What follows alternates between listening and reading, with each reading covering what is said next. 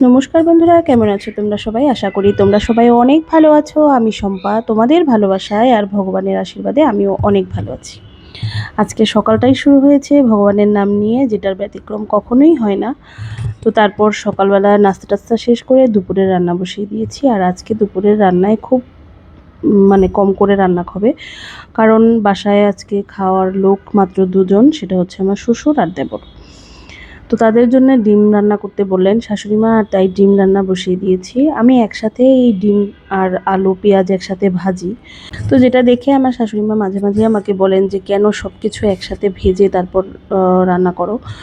তো আমি একদিন বলেই ফেললাম যে আসলে একসাথে ভাজলে গ্যাসও ফুরোচ্ছে কম, আর এদিকে তেলটাও কম লাগছে।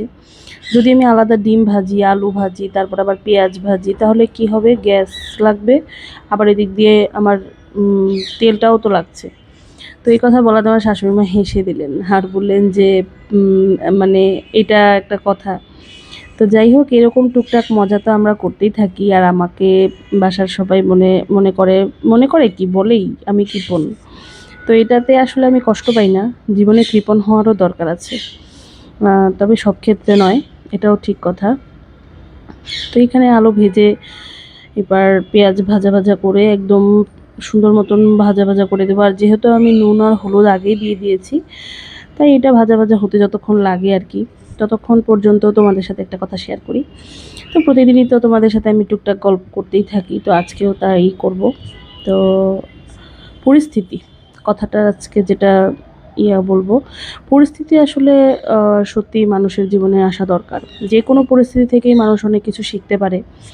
আমার মনে হয় যে মানুষের আসলে পরিস্থিতি যদি কঠিন হয়, তাহলে মানুষ অনেক বেশি শক্ত হতে সহযোগিতা পায় নিজেকে শক্ত করতে। কারণ যখন ওই কঠিন পরিস্থিতিতে নিজেকে সামাল দিতে হয়, তখনই কিন্তু মানুষ বুঝতে পারে যে জীবনটা কতটা কঠিন। তো ওই টাফ মোমেন্টটা কিন্তু জীবনে আসা খুব দরকার। আমি আমার অভিজ্ঞতা থেকে বলবো যে জীবনের টাফ মোমেন্ট না আসলে আজকে আমি এই জায়গায় দাঁড়াতে পারতাম না। সবসময় জীবনটা যে একই রকম যাবে, একই রকম থাকবে, একই রকম মাত্রা চলবে, জীবনে উত্থান আর পতনের দরকার আছে। জীবনে এত উপরে ওঠা যাবে না যে সময় একদম নেমে পড়ে যাব, আর এত নিচেও নামা যাবে না যাতে কোনোদিন আর উঠে দাঁড়াতে না পারি। এই জিনিসটা সত্যি আমার সবসময় মাথায় ঘোরে যে আসলেই জীবনে পরিস্থিতি আসার দরকার আছে। তবে হ্যাঁ, শক্ত করে হাত ধরার কোনো জায়গা বা মানুষ, এগুলোরও দরকার আছে। তো এই কথাটাকে আমি খুব বিশ্বাস করি। আমি নিজেও জানি যে পরিস্থিতি আসলেই একমাত্র মানুষ বুঝতে পারে যে আমি আশেপাশে বা আমি নিজে কতটা কঠিন পরিস্থিতিকে মোকাবেলা করতে পারি। তো যাই হোক, এবার এদিকে ঝোলটা দিয়ে দেবো। আর যেহেতু অল্প করে রান্না হচ্ছে, তাই বেশি ঝোল আর দেব না, অল্প একটু ঝোলই দেবো। সেটা একদম স্লো আঁচে দিয়ে রাখবো। আর গরম জল দিয়ে দিয়েছি, তাই জন্যে আর বেশিক্ষণ লাগবে না, হয়ে যাবে খুব তাড়াতাড়ি। তো এই মুহূর্তে আমি ঢাকনা দিয়ে ঢেকে ঝোলটা আর একটু বাড়িয়ে দেব, তেলটা ওঠা পর্যন্ত অপেক্ষা করব আর কি। তো তোমরাও বাসায় এই ধরনের রান্না করেই থাকো। তো যদি তোমাদের ভালো লাগে আমার ভিডিওগুলো, তো আমি তোমাদের কাছে রিকোয়েস্ট করব, একটি ছোট্ট করে লাইক আর একটি কমেন্ট করে যেতে পারো যদি কারোর ভালো লাগে।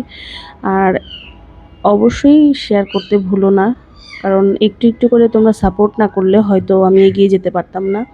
আমার প্রত্যেকটি ভিউয়ার্সকে আমি অনেক ধন্যবাদ জানাই, অনেক কৃতজ্ঞতা জানাই যে তোমরা আমাকে এতটা সাপোর্ট করছো। আজকের মতন এইটুকুই। সবাই ভালো থেকো, সুস্থ থেকো, বাই বাই।